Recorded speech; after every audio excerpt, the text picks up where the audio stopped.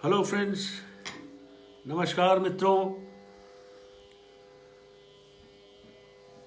आज का सेशन शुरू करने से पहले अभी मैं थोड़ी देर पहले एक अखबार में कुछ खबर पढ़ रहा था और खबर ये थी कि एक फेयर एंड लवली नामक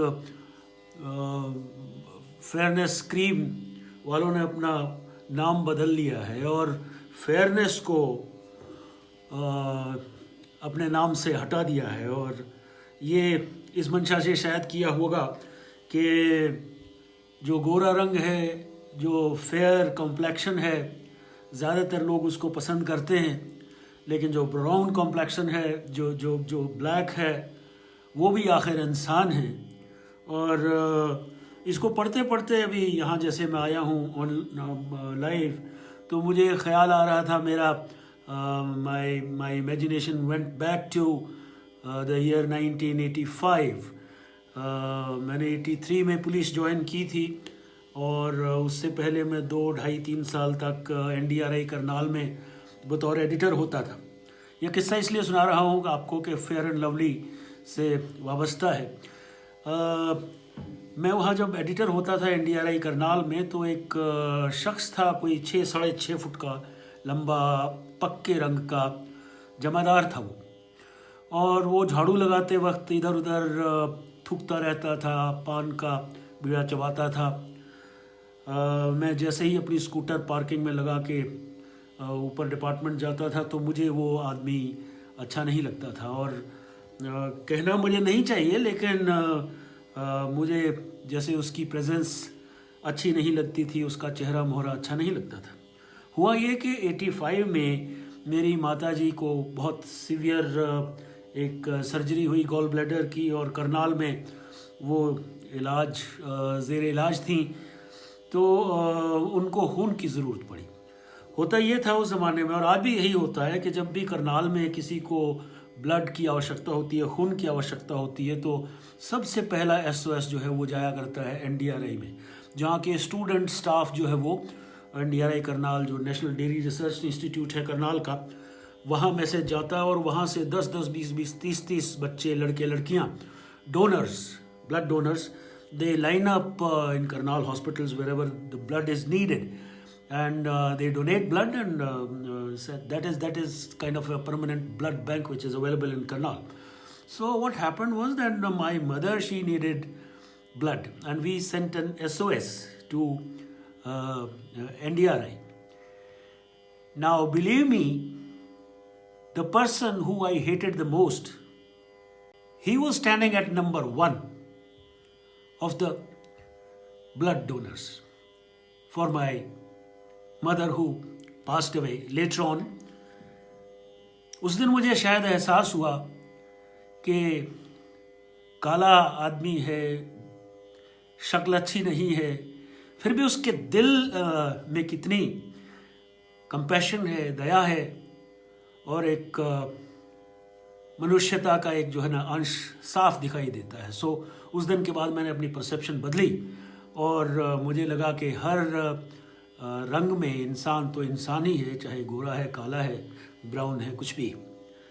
आज का सेशन जो है वो नज़मों का, पोएम्स का, मिडल्स का फिर से शुरू करने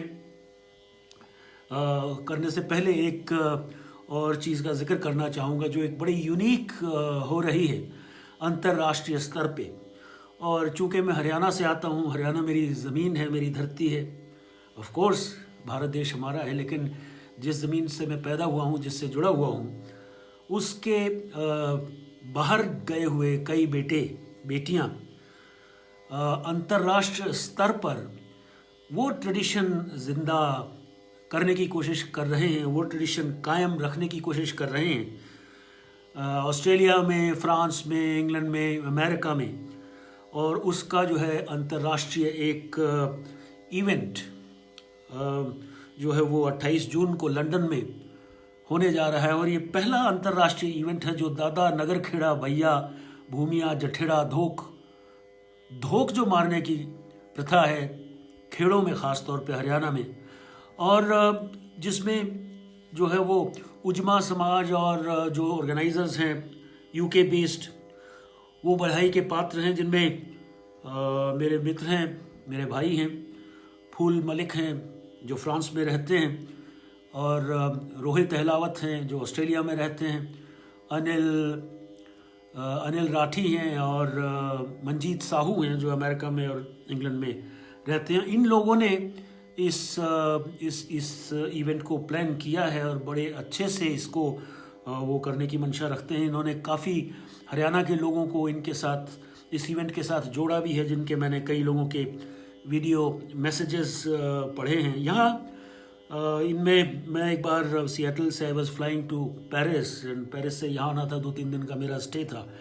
फूल मलिक को पता नहीं कहाँ से पता लग गया, शायद मेरे फेसबुक अपडेट से, कि मैं पेरिस में होऊंगा, और उसने ही lost no time in contacting me and offering me all help, and although he was staying about 200 kilometers away from Paris, but then आप लोगों के अंदर जो जज्बा है अपने लोगों के लिए, अपने देश के लिए, अपने प्रदेश के लिए, अपनी ज़मीन के लिए, अपने दादा खेड़ा, अपने माताओं के लिए, अपनी ट्रेडिशंस के लिए, वो काबिल तारीफ़ है। और hats off to you, my salutes to you all. Phool Malik ने मुझे संपर्क किया था एक मैसेज के लिए, और मैसेज मैं यही देना चाहूँगा कि जितनी आपकी हरियाणा के ख़ास तौर पर, जहाँ से मैं आता हूँ, जो उनकी ट्रेडिशंस हैं, फोक ट्रेडिशंस हैं, जो फोक लोर में परिलक्षित होती हैं, जो फोक ट्रेडिशंस में देखने को मिलती हैं, जो फोक लिटरेचर जो भी है हमारा, जितना भी अवेलेबल है, हालांकि खाली ओरल ही अवेलेबल है, उसमें बहुत सी ऐसी रिचनेस है जो हमें कहीं भी और देखने को नहीं मिलती, और बड़ी अनूठी रिचनेस जो है वो ये है।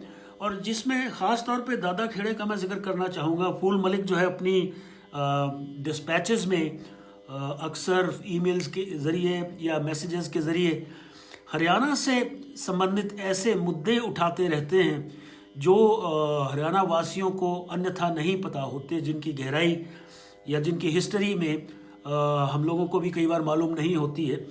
ये इनका बाकायदा एक अनुसंधान का तरीका है, रिसर्च का तरीका है, और कभी मैंने ये देखा है कि इनके डिस्पैचेस में कोई को कोई कष्ट पहुँचे किसी तरह का, ऐसी बात होती है। ये तथ्यों को उजागर करते हैं। अभी एक फिल्म आई थी थोड़े दिन पहले, पानीपत, जिसमें महाराजा सूरजमल के बारे में कुछ आपत्तिजनक प्रेजेंटेशन की थी, और उन्हें एक कॉमिकल सा कैरेक्टर बताया था। लेकिन फूल मलिक ने और 2-3 और लोगों ने जो मुझे मैसेजेस किए, और उसके बाद मैंने फिर एक बड़ा लंबा चौड़ा फुल पेज का आर्टिकल लिखा था डेली वर्ल्ड के लिए। उसमें असलियत बताई थी कि मराठों की किस तरह से जाटों ने उस ज़माने के आसपास, जैसे पानीपत की लड़ाई हुई थी, पानीपत के आसपास Sonipat right extending up to Rohtak, हालांकि सांगी गांव में कहते हैं जो मराठा चीफ था उस टाइम जाके उसकी वहाँ समाधि वगैरह है। सो इस तरह की बातें जो होती हैं वो काफ़ी भ्रांतियाँ दूर हो जाती हैं, और मैं तो ये कहता हूँ कि फूल मलिक को चाहिए कि he should document all this into books so that it becomes permanently part of our own rich heritage and culture. Like I don't want to be anecdotal, मैं अपनी तारीफ नहीं करना चाहता हूँ, लेकिन मैंने ये डॉक्यूमेंटेशन की है, और शुरू की थी मैंने 1991 में wit and humour of Haryana. ये मेरी किताब एक आई थी जिसको खुशवंत सिंह ने अपने कॉलम में रिव्यू किया था, और इसमें महज जोक्स नहीं थे, हरियाणा के कल्चर के किसी न किसी एस्पेक्ट को छूती हुई हर एक जो किस्सा है, जो ह्यूमरस ढंग से कहा गया है, एक वृत्तांत मैंने दिया था। दूसरा मैंने डॉक्यूमेंट की थी culture bright and dark, again on Haryana, Haryanvi culture के जितने भी brighter and seamier side of the culture, because there is the other side also, not only that we have all the bright things to boast about, but we have definitely certain things which cast reflections on our thinking and our traditional way of thinking and collective psyche, जैसे honour killing है, जैसे female foeticide है, इस तरह की चीज़ें जो है वो थी उसमें। उसके बाद फिर एक और पुस्तक मैंने लटके झटके हिंदी में थी, wit and humour of Haryana अंग्रेज़ी में थी, और लटके झटके जो है वो हिंदी में हरियाणा का हास्य विनोद था। और सबसे जो मुझे अहम मेरी कृति लगती है, ये कहानी एक ज़माने की, अंटा, अंटा मेरे गांव का नाम है, और कहानी एक ज़माने की, ये मेरी 1/4 आत्मकथा का मैंने इसको नाम दिया है। लेकिन इसमें मेरी आत्मकथा कुछ नहीं, मैं इतना महान आदमी नहीं हूँ कि मेरी आत्मकथा किसी को प्रेरित करेगी। लेकिन इस पुस्तक में मैंने अपने बचपन के वो ज़माने याद किए हैं जिसमें सारी वो ट्रेडिशंस थी जो आज हम भूलते जा रहे हैं। वो ज़माना मैंने इसमें ज़िंदा किया है। I have brought that ambience alive to the common reader। और उसमें आशा केवल इतना ही था कि लोगों को पता लगे कि हरियाणा की जो हम्बल ट्रेडिशंस रही हैं उसमें कौन कहाँ तक कैसे फिट बैठता था, कैसे जीवन यापन होता था, कैसे कोहेबिटिंग होती थी। एक और पंडित लक्ष्मीचंद का स्वांग हूर मैन का भी मैंने अंग्रेजी में एडेप्टेशन लिखी थी। सो ये सारा का सारा मैं इसलिए बात करना चाह रहा हूँ कि जिस भी कल्चर के हामी हैं, जिस भी कल्चर के जानने वाले हैं, जिस भी कल्चर के पुरोधा हैं या थोड़ा बहुत भी ज्ञान रखते हैं, तो उनको मेरी गुजारिश, उनको मेरी हम्बल रिक्वेस्ट कि उसको डॉक्यूमेंट ज़रूर कीजिए।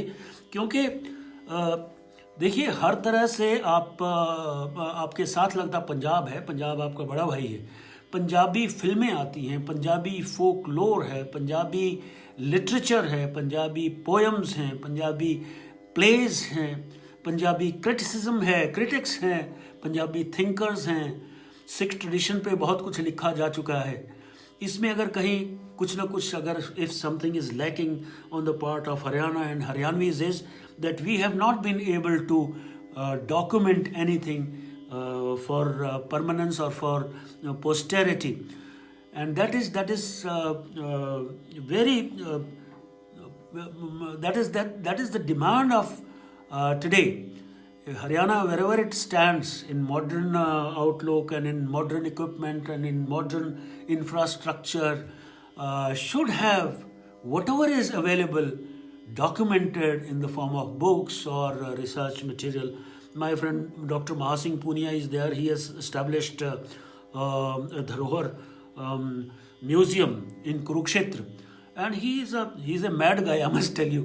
He is mad to the extent that he would find an artifact कहीं भी हरियाणा में कोई पता लग जाएगा कि ये कढौनी, ये बिलोनी, ये इस तरह की चीज़ यहाँ ये 200 साल पुराने ये होती थी. So he would go there, fetch it and give it the pride of place in his museum. So आज का जो है वो 2-3 नज़में धनक रंग से, उसके बाद 2-3 पोएम्स छोटी छोटी माय ओन खजुराहो से, और फिर एक मिडल. ये मेरी आज की प्लानिंग है. सो ये आपको नज़में पसंद आएंगी. शब्द जाल और अर्थशास्त्र. शब्द जाल और अर्थशास्त्र. अर्थों के अथाह समुद्र में गिरते हैं शब्द बूंदों के जैसे. अर्थों के अथाह समुद्र में गिरते हैं शब्द बूंदों के जैसे. न केवल ढूंढने को अर्थ बल्कि पाने को अमरत्व.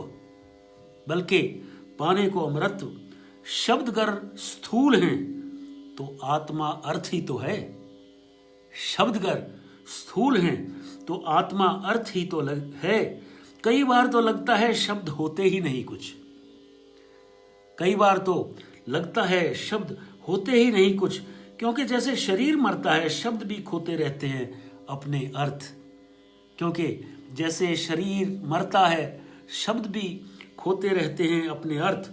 और फिर अर्थ भी कौन सा नहीं बदलते. मौसम मिजाज माहौल के मुताबिक. अर्थों का अर्थहीन हो जाना, शब्दों का शब्दहीन हो जाना. ढोंग है, ढकोसला है, फरेब है, निदान नहीं. ढोंग है, ढकोसला है, फरेब है, निदान नहीं. अध्यात्म नहीं.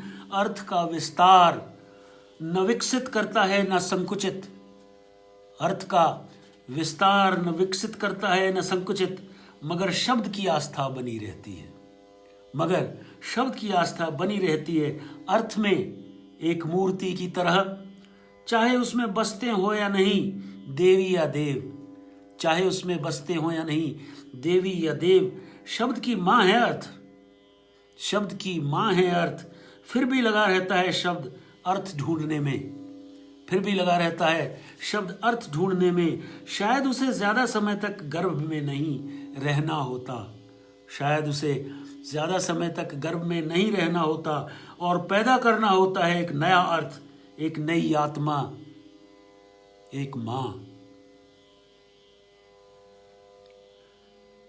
शायद उसे ज्यादा समय तक गर्भ में नहीं रहना होता और पैदा करना होता है एक नई मां। दूसरी नज़्म पेश कर रहा हूं, रूह से फरियाद। अब मैं एक चीज़ शायद हरियाणा के रेफरेंस में भूल गया, उसको मुझे जिक्र करना चाहिए था। जो इवेंट लंदन में अब होने जा रहा है उसमें दादा खेड़े का जिक्र आएगा, और दादा खेड़ा जो है वो जो लोग आप लोग नहीं जानते हैं उनको मैं बता दूं कि Dada Khera is a deity sitting deity in a particular village, और उस डेटी की कलेक्टिव एक पूजा होती है, धोक मारना जिसे कहते हैं। और Dada Khera is symbolic of the growth of the village और द सेटलमेंट पॉपुलेशन वाइज। और जब भी आप दादा खेड़े पे दिया जलाते हैं, कई बार ठंडा दिया भी जलाते हैं, आंधी मी तूफान में होता है तो ठंडा दिया भी होता है जिसमें लौ की ज़रूरत नहीं होती है। एक और चीज़ दादा खेड़े के बारे में आपको मैं टिपिकल बताऊं कि जहां मठों आश्रमों में महंत लोग या पुजारी लोग या कहीं देवदासी ट्रेडिशन जहां थी, वहां महिलाओं का जैसे उत्पीड़न करते थे या उनका नाजायज़ फ़ायदा उठाते थे। हरियाणवी समाज में जो दादा खेड़े की ट्रेडिशन है, दादा खेड़ा पे कोई मेल पुजारी नहीं होता। दादा खेड़ा स्वयं अपने आप में एक डेटी हैं जो नॉन एग्जिस्टेंट हैं, जिनके प्रताप से, आशीर्वाद से, जिनकी ब्लेसिंग से आपका वंश फूलता फलता है। लेकिन वहाँ कोई मेल पुजारी नहीं होता किसी तरह का एक्सप्लॉयटेशन करने के लिए।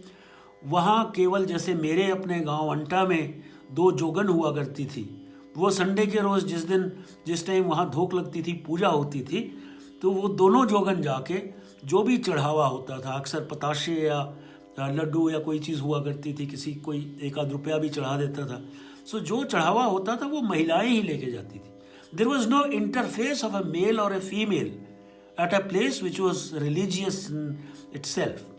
So coming back to the nazms, रूह से फरियाद। रूह से मेरी तवक्को तू मिला दे उन जनों से, दिल जिन्हें चाहे है मिलना इस जन्म तक उस जन्म से। रूह से मेरी तवक्को तू मिला दे उन जनों से, दिल जिन्हें चाहे है मिलना इस जन्म तक उस जन्म से। राम नानक मोहम्मद से, यीशु महावीर गोविंद से, कबीर तुलसी रैदास कृष्ण, गौतम गांधी भगीरथ से, सरस्वती सती लक्ष्मी गंगा से, माँ काली से। काल जब ले जाएगा तो ये नहीं पूछेगा बिल्कुल, बस तू साथ होगी आत्मा इस जन्म तक उस जन्म से, इस जन्म तक उस जन्म से। तू तो कहती रहती है बस मुझ में बहती रहती है, तू तो कहती रहती है बस मुझ में बहती रहती है। मैं तेरी मानूं ना मानूं तू तो कहती रहती है। अब अगर मैं सोचता हूँ, अब मगर मैं सोचता हूँ, जब तू होगी साथ मेरे, क्यों डरूं मैं इससे उससे, मिलता रहूं ऐसे ही तुझसे, मिलता रहूं ऐसे ही तुझसे। अक्सर तो फिर ठीक ही है, रूह तुझसे ये तवक्को, मिलती रहे तू यूं ही मुझसे। रूह से मेरी तवक्को तू मिला दे उन जनों से, दिल जिन्हें चाहे है मिलना इस जन्म तक उस जन्म से।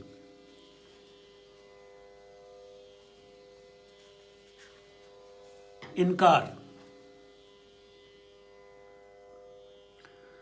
ना मैंने नहीं बनाई बारिशें, ना नहीं बनाई मैंने बारिशें, ये तो मुझसे पहले की हैं, ये तो मुझसे पहले की हैं। कभी किनमिन कभी रिमझिम, कभी झमाझम कभी तड़ातड़, कभी किनमिन कभी रिमझिम, कभी झमाझम कभी तड़ातड़। मेरा वजूद मरीचिका है, मेरा वजूद मरीचिका है, भीगी सी लहराती। कभी मैं घिरा बादलों से, कभी मैं तैरता बादलों पे, कभी मैं घिरा बादलों से, कभी मैं तैरता बादलों पे। कभी भीगा सिंचित सृजित या निर्मल, कभी भीगा सिंचित सृजित या निर्मल। कभी लथपथ निचोड़ा डूबा सा प्रलय में, कभी सूखा सताया मारा और हो चुका, कभी सूखा सताया मारा और हो चुका। कभी नहाता धूपमयी बरसात में, धरती और आकाश के दरीचों पे। ना नहीं बनाई मैंने बारिशें, ना नहीं बनाई मैंने बारिशें। और 3-4 छोटी छोटी poems from my own Khajuraho. Hell locked, all is nothing but toys in the hands of time. Life is all but a game which we play and then another day. Nothing is firm, be it toys or man. Life's game goes on and on. Nothing is permanent, nothing stays on.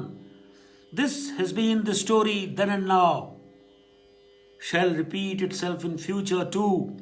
Things would ease one day.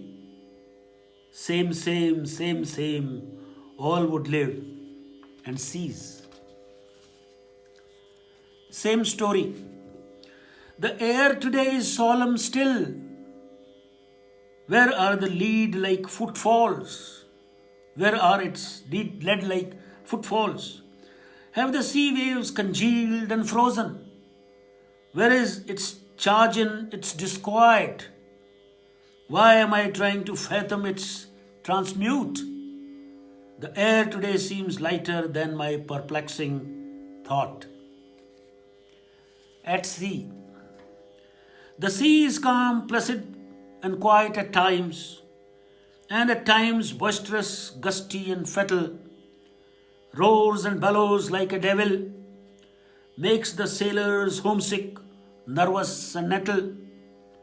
The same sea lets man sail on its bosom and forces him to drown and go down in its bowels. The same sea helps man like swan to float. Maiden glow. Resplendent signifies bright, splendid shine, stands for glare, glitter, glow of rosy cheeks, blushes of maiden aglow. And the last one is lighting up.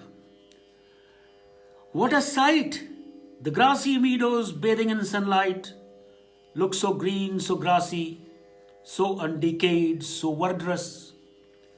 The sun rays in the morning bathe them in color, not surreptitiously, sneakingly, or covertly, but overtly and abashedly and without pretense, removing the cloak of darkness that covered it all night. It's so nice, so refreshing, so stimulating, so bracing. It's time to feel fresh, cajoled, cuddled, caressed. Now is the turn of a middle which I have started. Now, yesterday I talked about celestial policing, and we talked about Holy Cop, Holy Pole. It's a take on Interpol, as I said. So before I read out the middle, let me thank all those who have joined in. Neetu Singh, Sanjeev Arora, Phul Malik, Shalini Singh, Phul Malik, Sham Gupta ji, Sahil Vaid, Sunidhi Saroha, Komadi, Sham Gupta ji, Anita Singh, Hemant Chawla, Maha Singh Punia, Biniksha Godara, युवराज बत्रा, अनिल, ख्याल अत्री, संस्कृति माता की सेवा करने का सही समय चुना आपने, सेवा में रहते तो जो किया वो तो पार्ट टाइम सा था, अब तो फुल फ्लेजेड मौका मिला है. So nice of you Anil Khyal Atri. Pragya Kaushik, thank you so much for watching. Anita Chopra, Prince वो तो हमेशा ओपनी प्रेजेंट रहते हैं और मेरे आसपास तो होते ही होते हैं. राजेश्वर सिंह जाखड़, अच्छा होता आप हरियाणवी या हिंदी में बोलते. भाईजान मेरे पास जो ऑडियंस होती है वो फॉर्चुनेटली बहुत बहुआयामी है. बहुत ज़्यादा लोग जुड़े रहते हैं जो अंग्रेज़ी भी सुनना पसंद करेंगे, उर्दू भी पसंद करेंगे, तो पंजाबी भी सुनना पसंद करेंगे तो मेरी हरियाणवी में भी मैं बोल लूँगा तो मेरा लहजा वही रहेगा, बदलता नहीं है. So it's good. Don't have constipated views. Just speak out, whatever be the medium. Just don't confine yourself to Haryanvi. You are a man after all. You are a human being. You can speak as many languages as you want, my dear. So don't confine yourself. That is the problem with us, the Haryanvis. We are bound to be in our cocoons. We are not going to come out of it. So that is the problem. मैं एक बार दिल्ली गया तो 3-wheeler मैंने लिया और मैं उस time Rohtak पढ़ा करता था. बाद में मैं एडिटर हो गया वहाँ भी जाके. तो मैंने 3 रुपये या 4 रुपये जो ऑटो रिक्शा वाला था उसको मैंने देने की कोशिश की तो उसने कहा थैंक यू चौधरी साहब. और मैंने कहा तूने मुझे कैसे पहचाना कि मैं हरियाणा का हूँ? कहता जी आपके चेहरे पे लिखा हुआ है. So whatever language you speak you must be able to just convey yourself and nothing wrong in that. Dr. Sunil Mishra is watching. Rashmi Khasa, thank you very much. This in Hayan, I didn't get you, Komodi. Can you rephrase it and type it one more time? So, मैंने जैसे कहा कि एक विधा है, एक genre है middle writing. 17th century में ये शुरू हुई थी. शॉर्ट एसेज इसको कहा करते थे और एडिटोरियल पेज के बीच में टक्ड इन होती है. Yes, Dr. Sunil Mishra, language is an expression no matter which one it is. It should convey. It's a medium. It's a medium of encoding from encoding to decoding. It's just a two-way system. Say this in Haryanvi. Medium of expression. Okay, say. Haryanvi में cooker बोल लूँ, जितनी बोलता हूँ बोल लेता हूँ. जिस जगह जैसे कंफर्टेबल होता हूँ. अपने गाँव जाता हूँ तो हरियाणवी ही बोलता हूँ और कोई ख़ास बात होगी तो मैं अब भी हरियाणवी बोल लूँगा. कोई चुटकुला सुनाऊंगा तो बोल लूँगा. So here we go.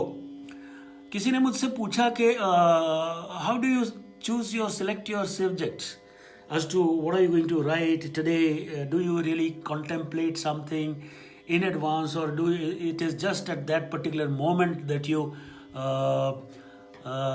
write something. मैं ये कहता हूँ कि जो वर्ड्स होते हैं वो वर्ड्स छत्ते की तरह से होते हैं, जैसे मक्खियों का छत्ता होता है, swarm. If you are in the right mood and if you are in the right ambience, if you are in the right environment, so these words, अल्फाज जिन्हें आप कहते हैं, वो सर पे आपके स्वॉर्म की तरह से, छत्ते की तरह से घूमते हैं और जिसको मर्जी आप पकड़ के इस्तेमाल करिए, वहीं से एक जो है ना कहानी और कोई ना कोई चीज़ शुरू हो जाती है. Yes sir, short essays are middles only. Aman Sachdeva, thanks for watching. So किसी ने मुझे कहा कि बिना बात पे भी अगर कुछ लिखा जा सकता है तो वो लिखिए. अब मैंने क्या लिखा वो मैं आपके सामने पढ़ के सुना रहा हूँ.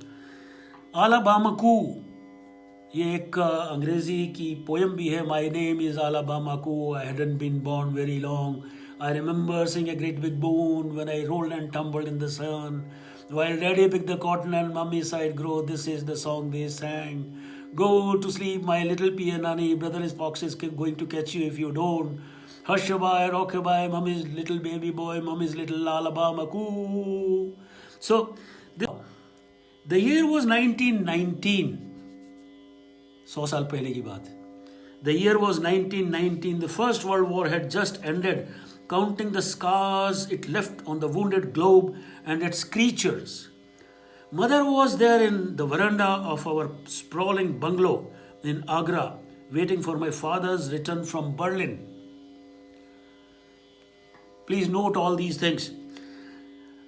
She called out to me, Alabama Coo, where are you? No, dad is gonna made governor on his return.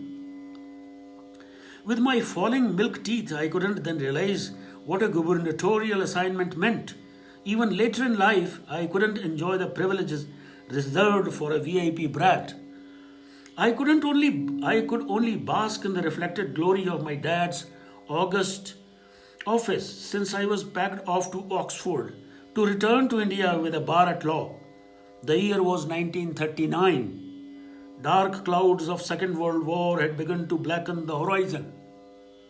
Now, this is a story starting from 1919 coming to 1939 so far. Mother had always been overtly fond of dad, plus his rank and epaulets, but she often teased him for his playful attitude, saying, "You are a kid," when out of the uniform, that my dad could be trusted with the daintiest of tasks and most strategic decisions to be taken was something my mother would generally take pride in. With mother's coaxing, father had agreed to make India his permanent home. Parents always had a plenty of time for me, their bundle of joy. Having given me a strange name, they would further distort my calling to Alu Bamu Koo. Still, I loved it till I became conscious and only full of myself. Having retired as a High Court judge and having been respectfully addressed all through my sitting quote unquote, sitting as Mr. Justice A.B. Koo, I still called to question the wisdom behind my parents in giving me a bizarre name, which even when abbreviated remained equally upsetting, ABC, Alabama Koo. Why was I given a name that sounded more like an ending of a nursery rhyme and a lullaby than a label? It remained my biggest source of angst. The other day, a clerk in my office met me for what he termed was a personal matter. His name was Gandamal. The name faithfully sounded its connotations, but betrayed this strappingly handsome man's looks. I couldn't help asking him the reason why his parents had named him Gandamal, a dirty one. He had a point to make. Sir, all the 8 sons born to my mother before me had died. The priest in our household attributed the tragedies to the effect of an evil eye. When nothing seemed to work, the advice of a yokel did. He suggested to my mother to name me Gandamil, to ward off the ill effect of the evil eye. And so it was my bap that I survived and am standing alive in front of you. I wrote this story. अब ये सारी कहानी जो मैंने आपको बताई इस middle में, ये कहानी भूल जाइए, ये मेरी कहानी नहीं थी. ये एक कंकॉक्टेड स्टोरी थी. ये वो स्टोरी थी जहां मुझे चैलेंज ये किया गया था कि you right something and you right something which doesn't exist. It may all be fiction. So coming back to myself, I wrote this story picking up hints on how to write middles by my mentor in journalism, late Kana Subramaniam, with whom I worked in Delhi when I was a sub-editor in a weekly there. That was in 79, 80, 81. Care for what precisely he taught me? Kana Subramaniam. Cook up a story of an imaginary past, like I did of an imaginary past of 1919 and 1939, and my father being a governor and I retiring as a High Court judge. Cook up a story of an imaginary past, add ingredients like high office, octogenarian age status, a weirdly woven plot, and to cap it all, a grotesque autograph. Like Alabama Koo. Now, this is the tagline which I'm going to add at the end of it all. Who said only Marlowean and Shakespearean tragedies had the necessary ingredients, middles to have a discipline of their own?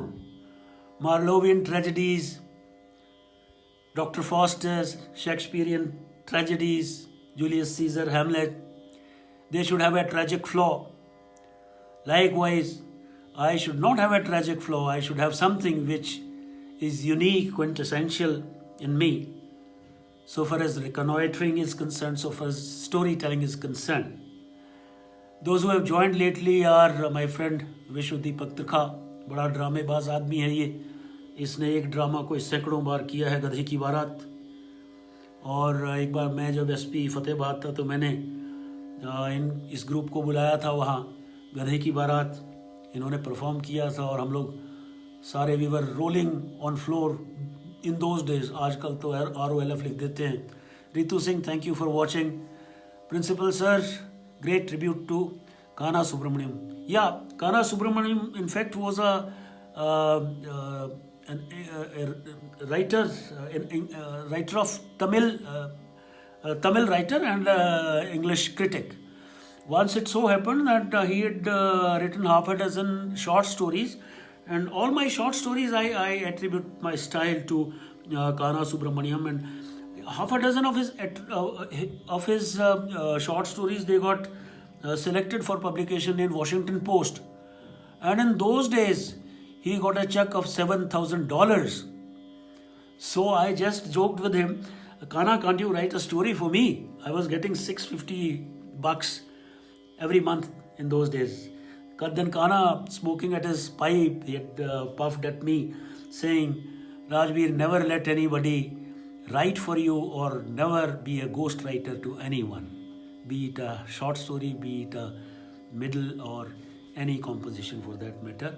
Thank you very much. Today's session has been a little overdrawn, but you have all stayed with me, looks like. If you have any questions, please, I'm here for 1 or 2 minutes more. Yes, hamartia, sir. Hamartia it's a Greek word, I think. You would know better. It's a Greek word, and which connotes some kind of a failing in a man or a character which is responsible for his or her, downfall or going weak anywhere. Principal Bhupender sir is always there to give a new meaning to my silly scribbling at times. So thank you very much, everyone. Thanks a little. I'll announce when I come next. Thank you.